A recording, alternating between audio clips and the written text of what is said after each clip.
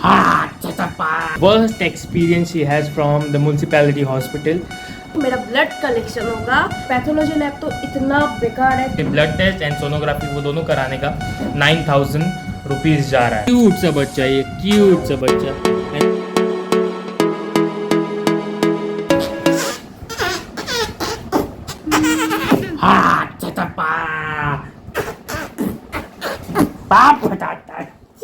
जी तू पपी दे दी मेरे को। तो पापा देखो, पपी देखो, पपी देख।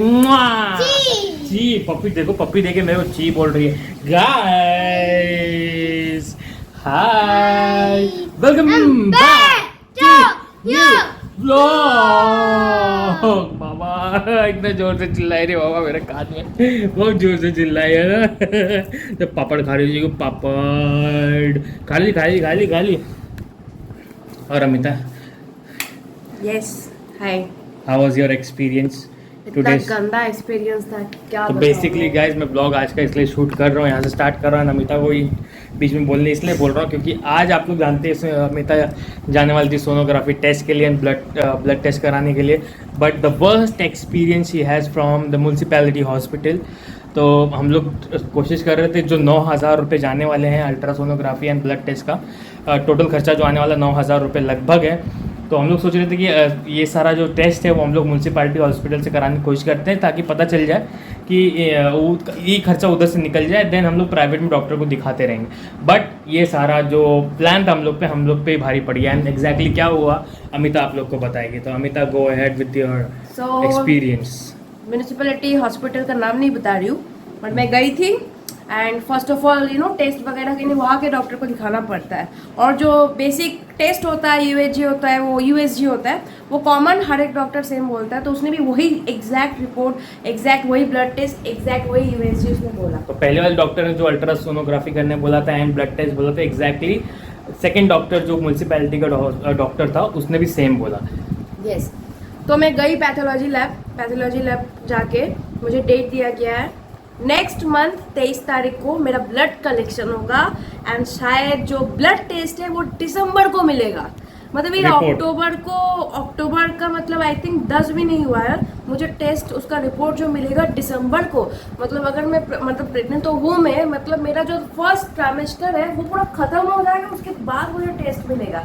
ऊपर से जो अल्ट्रासोनोग्राफी जहाँ पे करवाता है वो काम नहीं करता है, मतलब अल्टीमेटली मुझे बाहर से करवाना पड़ेगा। और पैथोलॉजी लैब तो इतना बेकार है, 3 जन बैठे हुए हैं एकदम एसी रूम पे, ठीक है। और मैं गई थी तो मेरे को ये सब टेस्ट, मैंने बोला कि ये सब टेस्ट है। बोला ठीक है तुम नेक्स्ट मंथ 23 तारीख को आना। मैंने कंफर्म किया नेक्स्ट मंथ 23 तारीख को या ये मंथ 23 तारीख को। बोला नहीं, आप नेक्स्ट मंथ 23 को आओ, उसके बाद आपका ब्लड लिया जाएगा उस दिन और रिपोर्ट आते आते दिसंबर। तो मैंने बोला कि मेरा पूरा मतलब एक तो डॉक्टर 2.5 घंटा वेट किया मैंने, उसके बाद डॉक्टर आया। लाइक मैं इतना फ्रस्ट्रेटेड हो गई थी, इतना भूख लग गया था मुझे, और मैं सोची कि मैं चली जाऊँ, मतलब मैं जाने ही वाली थी। देखा कि एक डॉक्टर आई, हाँ देखा, फटाफट लिख के दी और मुझे पैथोलॉजी लैब भेज दिया। तो बहुत ही गंदा एक्सपीरियंस था। ऑब्वियसली इतना तो वेट करूँगी नहीं, दिसंबर तक रिपोर्ट तो प्राइवेट नहीं करवाना पड़ेगा। तो अभी आप लोग समझ रहे हो कि प्राइवेट में दिखाना है या फिर प्राइवेट में टेस्ट कराना क्यों ज़रूरी है। क्योंकि एट द एंड अगर अमिता वहाँ प्रीफर करती, वहाँ हम लोग पैसे बचाने की सोचते थोड़ा सा, तो at the end next month 23 मतलब अभी अक्टूबर चल रहा है, नवंबर 23 को वो टेस्ट देती ब्लड टेस्ट, देन 1 महीने बाद रिपोर्ट मिलता ब्लड टेस्ट का। एंड इवन सोनोग्राफी भी कराने का जो टाइम शेड्यूल होता वो भी बहुत आगे का था। तो वो मशीन खराब है सोनोग्राफी का। हाँ, तो मशीन खराब है सोनोग्राफी, तो एट द एंड सारा टेस्ट बाहर ही कराना पड़ेगा। तो फिर हम लोग को जो 9,000 रुपीज़ है वो टोटली खर्चा करना पड़ेगा। तो नो सेफर साइड, मतलब बचाने के पैसे बचाने के कोई सेकंड चार्ज। अभी लिमिटेड क्लास से हम लोग बिलोंग करते हैं, आप लोग तो जानते हैं, अब इतने पैसे तो है नहीं। तो हम लोग कोशिश करते हैं कहीं ना कहीं से पैसे बच जाए। आप सब भी अगर लिमिटेड क्लास से बिलोंग करते हैं तो आप लोग जानते हैं, हम लोग तो कोशिश करते हैं कहीं ना कहीं से पैसे बचाने के। तो जैसे जहाँ से जितने पैसे बच सके उतना अच्छा होता है। तो हम लोग ने प्रीफर किया था करने के लिए, बट वो नहीं हुआ। तो एट द एंड हम लोग को वो प्राइवेट इंस्टीट्यूशन से ही कराना होगा, कहीं ना कहीं पैथ लैब से इधर उधर से कराना पड़ेगा। एंड वो कराने के लिए टोटल 9,000 पहले अटैम्प्ट में से ब्लड टेस्ट एंड सोनोग्राफी वो दोनों कराने का 9,000 रुपीज़ जा रहा है। तो वो थोड़ा ज़्यादा हो गया, क्योंकि पहले जब चीकू पैदा हुई थी तो हम लोग का इतना खर्चा नहीं हुआ था। लेकिन जो 4 साल का गैप पड़ा है, आई मीन 5 साल का मान के चलो, 5 साल का जो गैप पड़ा है, 5 साल के बाद अमिता जाके प्रेग्नेंट हुई है। एंड ये 5 साल के गैप के बाद में जो इन्फ्लेशन रेट, मतलब जो पैसा बढ़ा है, इन्फ्लेशन रेट क्या बोलूँ, अभी जो पैसे का जो खर्चा बढ़ा है, जो प्राइस बढ़ा, जो महंगाई बढ़ी है, एग्जैक्टली वर्ड में बोलूँ तो बहुत ज़्यादा बढ़ गई है। और इस महंगाई की वजह से जो भार है एट द एंड हम लोग का कंधा ही चुक रहा है। तो क्योंकि सैलरी उतनी बड़ी नहीं 5 साल में, लेकिन इन्फ्लेशन रेट आप देख रहे हो। जो खर्चा हम लोग ने चिकू के टाइम पे करीबन 3,000 में सारा हो गया था। हाँ, सारा कुछ 3-4 हजार में 3 हो गया, तो वो अब 9,000 का खर्चा लग रहा है। तो पैसे बचाने का थोड़ा सोचे थे, बट नहीं हो पाया, तो एट द एंड 9,000 तो खर्चा करना ही है। तो कल मैं जाऊंगी सोनोग्राफी करवाने, सोनोग्राफी का रिपोर्ट आएगा, हम्म। उसके बाद दूसरा वाला टेस्ट मैं करवाऊंगी, क्योंकि एक साथ में 9,000 देना इट्स नॉट पॉसिबल। तो पहले सोनोग्राफी करवा लेती हूँ, देन धीरे धीरे टेस्ट करवाऊंगी, क्योंकि शायद ये पहला मंथ ही चल रहा है। तो डॉक्टर ने हालांकि बोला कि नेक्स्ट वीक ही दिखाओ, बट नेक्स्ट वीक नहीं, मतलब 2 हफ्ते बाद दिखा दूंगी थोड़ा।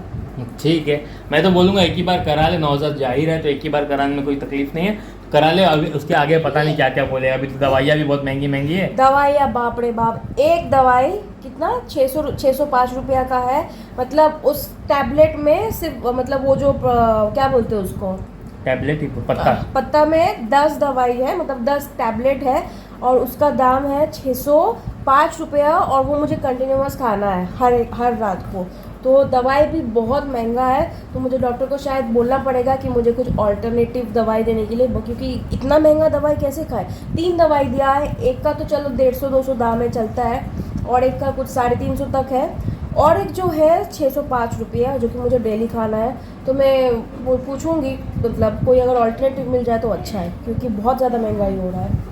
अब देख, महंगे का इतना तो नहीं सोच पाएंगे। प्रेगनेंसी का डिसीजन लिया तो definitely we have to go all through this. Chiku के टाइम पे इतना खर्चा नहीं हुआ था, क्योंकि मैंने एक्चुअली मैं सब बोल रहा कुछ करवाया था। ये जो बात उठ रहा है ना हम दोनों का कि इतना खर्चा, और एक्चुअली जो पहला प्रेगनेंसी था अमिता का, उस वक्त इतना खर्चा नहीं हुआ था, तो सेकंड में इतना क्यों हो रहा है, ये समझने के बाद, मतलब ये समझ के बाहर जा रहा है। इसीलिए हम लोग को समझ में नहीं आ रहा कि इतना पैसा जा कहाँ है। 600 रुपये का तो ऐसा कोई टैबलेट अमिता खाती नहीं थी, पहली बार में तो खाई ही नहीं, मतलब फर्स्ट प्रेगनेंसी में 600 रुपये का ऐसा कोई टैबलेट खाई ही नहीं थी। मतलब वही 200-300 में सारे टैबलेट्स आ जाते थे। बहुत सस्ते में हो गया था, मतलब इतना खर्चा ही नहीं हुआ था। और सेकंड वाले में तो बहुत खर्चा हो रहा है। गवर्नमेंट था, एकदम गवर्नमेंट में नहीं था और एकदम प्राइवेट में भी नहीं था, मतलब आधा 50% जो हॉस्पिटल्स रहते हैं ना वैसा था। तो मतलब अच्छा था। और मैं उधर उत्तरपाड़ा में जो है वो मतलब उतना अपग्रेडेड नहीं है ना, तो मतलब हो जाता है। बट हम लोग अभी कोलकाता सॉल्ट लेक में है, मेन सिटी में है, तो ऑब्वियसली सिटी का खर्चा तो मैं आप लोग से यही रिक्वेस्ट करूंगा कि अगर आपके घर में कोई प्रेग्नेंट है या आसपास में कोई प्रेग्नेंट, तो गाँव में चले जाओ। नहीं, कोई सजेशन अगर मांग रहा हो आपसे, तो आप अगर ये वीडियो देख रहे हो तो एक ही चीज़ नोटिस करना, अच्छे से अच्छा डॉक्टर ढूंढो। अगर आपके पास उतने पैसे हैं, अफोर्डेबल है, तो आप बिंदास जा सकते हो, प्राइवेट में करवा सकते हो। लेकिन नहीं है तो ऐसे डॉक्टर को ढूंढो जो आपका फैमिली डॉक्टर होगा ना, उससे कंसल्ट कराओ। जैसे कि मैं यहाँ कोलकाता में, तो मेरा कोई फैमिली डॉक्टर है नहीं। फैमिली डॉक्टर क्या होता है, अच्छे से समझते हैं आपके हालात एंड उसी के हिसाब से दवा रिकमेंड करते हैं, अपने जान पहचान में करते हैं। जैसे अगर मैं मुंबई में होता तो मेरा फैमिली डॉक्टर था, लेकिन अब मैं मुंबई से बहुत ज़्यादा दूर यहाँ कोलकाता में हूँ, तो कोई फैमिली डॉक्टर नहीं है, तो हम लोग को डायरेक्टली। मुंबई का चार्जेस क्या होगा और कोलकाता का ये चार्जेस? नहीं, हम लोग का फैमिली डॉक्टर था, तो वो उतना चार्ज नहीं करता था। हम लोग को आज तक कितना चार्ज ही नहीं किया था उसने। कुछ 30 रुपये के ज़माने से, मैं 5 साल पहले भी आया था तो भी 30 रुपये विजिट लेता था हम लोग से। हाँ, सिर्फ कि फैमिली डॉक्टर था। हम लोग साल जब उसके कस्टमर्स नहीं थे तो करीबन 10-12 साल से हम लोग उसके कस्टमर्स थे, तो वो फैमिली जैसा हो गया था हम लोग के, तो वैसा करता। तो उस तरीके से आप फैमिली डॉक्टर से या फिर ऐसे डॉक्टर से मतलब पहचान लगाओ, अपना पहचान में लगाओ। मम्मी पापा भाई बहन, मतलब चाचा चाची की, उनसे जो प्रेग्नेंट हो चुका, उनसे ये रिसर्च करो, जानने की कोशिश करो कि वो लोग कहाँ रिफ़र किए थे, आई मीन कहाँ गए थे अपने प्रेगनेंसी के रिलेटेड कंसल्ट करने के लिए। तो उनसे आपको समझ में आएगा एंड बेटर से बेटर ऑप्शन मिलने के चांसेस हैं। अभी यहाँ पे हम लोग के इसमें कोई ऑप्शंस नहीं है, क्योंकि वैसी बॉन्डिंग्स नहीं है। तो आप अपनी बॉन्डिंग बनाए रखें अपने फैमिली मेम्बर्स से एंड रिलेटिव से भी, ठीक है। तो वही इस समय में बहुत काम में आते हैं। अरे बाबा, इसका ब्रेसलेट देख लो, इसका ब्रेसलेट देख लो, ब्रेसलेट देख लो। नाइस मम्मा, नाइस। हाँ, गुड। देखो मैं क्यूट सा बच्चा, ये क्यूट सा बच्चा है ना, क्यूट सा बच्चा मम्मा, क्यूट सा बच्चा। क्यूट है ना? तो आदो क्यूट, CUTE, क्यूट बच्चा है मेरा, क्यूट। देखो हर ब्लॉग में चिकू आपको कुछ अगर मैं तो सोच रही हूँ हॉस्पिटल का खर्चा का क्या होगा भाई। देखो बाबा इतना मत सोचो, अब जो डिसीजन ले लिया है प्रेग्नेंट होने का तो इतना सोचती रहोगी तो बहुत स्ट्रेस हो जाएगा, और तुम्हारे लिए स्ट्रेस लेना हानिकारक है। स्ट्रेस तो है ही भाई, एक नहीं तो लेना है। इतना पैसा खर्चा हो रहा है, एक्स्ट्रा इनकम अरे है बाबा नहीं। तो पैसा खर्चा हो रहा तो ठीक है, तुमने डिसीजन क्यों लिया फिर? मालूम थोड़ी था अभी। अरे अब वाह, इतना पैसा बढ़ जाएगा, चिकू के टाइम में इतना नहीं खर्चा हुआ था। पता है महंगाई हो गया, अब देखो डिसीजन ले लिया। हालांकि इसे नहीं पता कि मैंने प्लान किया हुआ है, सब कुछ मेरे पास है, लेकिन अब क्या एक ही साथ में सारा घुसेड़ तो नहीं सकते ना, इसीलिए हम लोग को मतलब at the end limited family से ये है कि होते हैं हम लोग के पास होते हैं पैसे, ऐसे कि नहीं होते, बट बचा के चलना अपना हमेशा ऑल्टरनेट ऑप्शन होता है कि हमेशा हम लोग बचा के चलते ही चलते हैं। तो प्रायोरिटी ये होता है, ऑल्टरनेट ऑप्शन ये होता है कि खर्चा कर देना। प्रायोरिटी यही है कि बचा के चलो। और पहली मैंने आपको बोला कि हम लोग का क्वेश्चन इसीलिए अराइज हो रहा है बिकॉज पहले वाले में हम लोग का पैसा इतना खर्चा नहीं हुआ था, बहुत कम हुआ था, एंड सेकंड वाले में जब पैसे जा रहे हैं तो बहुत ज़्यादा जा रहे हैं। मतलब शुरू में ही जितने घुस चुके हैं उतना हम लोग का शायद 8 महीने में, पहले महीने से 8 महीने में इतना गया होगा। फर्स्ट बेबी में सोचो 8,000 रुपया मेरा फर्स्ट मंथ से 8 मंथ जब अमिता का प्रेग्नेंट थी तब पहले वाले प्रेगनेंसी में हुआ तो था। 12,000 और मेन रुपया में खर्चा हो जो गया था। डिलीवरी इतना कम में हो गया था, तो उस टाइम पे जो प्राइस सब बहुत कम था, अब तो इतना ज़्यादा हो गया, इसीलिए ये सब क्वेश्चन अराइज हो रहे हैं और पैसे का मामला बीच में आ रहा है क्योंकि सैलरी इतनी हाइक नहीं हुई, इंक्रीज नहीं हुआ। हालांकि हम लोग बहुत अच्छे कंपनी के लिए काम करते हैं, दोनों के दोनों, लेकिन इतनी हाइक नहीं हुई। लास्ट कम हो रहा है उल्टा कम हो रहा है पैसे। आपको अगर नया ब्लॉग देख रहे हो तो आपको मैंने बताया था मेरा 1,000 रुपीज़ परमानेंटली डिक्रीज कर दिया गया है सैलरी से, मतलब परमानेंटली वो अब कभी नहीं आएगा। मतलब 12, अगर मेरी सैलरी 13,000 है तो तो साल का 12,000 12,000 है, रुपया। तो 12 साल का नहीं, महीने का 12,000 रुपये मिलेगा। 1,000 कम समझो कि जितनी भी सैलरी है उससे 1,000 कम ही मिलेगी, नहीं, तो नहीं, बहुत बड़ा 1,000 कम हो गया तो साल का 12,000 रुपया कम। हाँ, साल का 12,000 रुपया कम। तो लिमिटेड क्लास के लिए 1,000 रुपीज़ बहुत बड़ी अमाउंट होती है, बहुत बड़ी चीज़ है।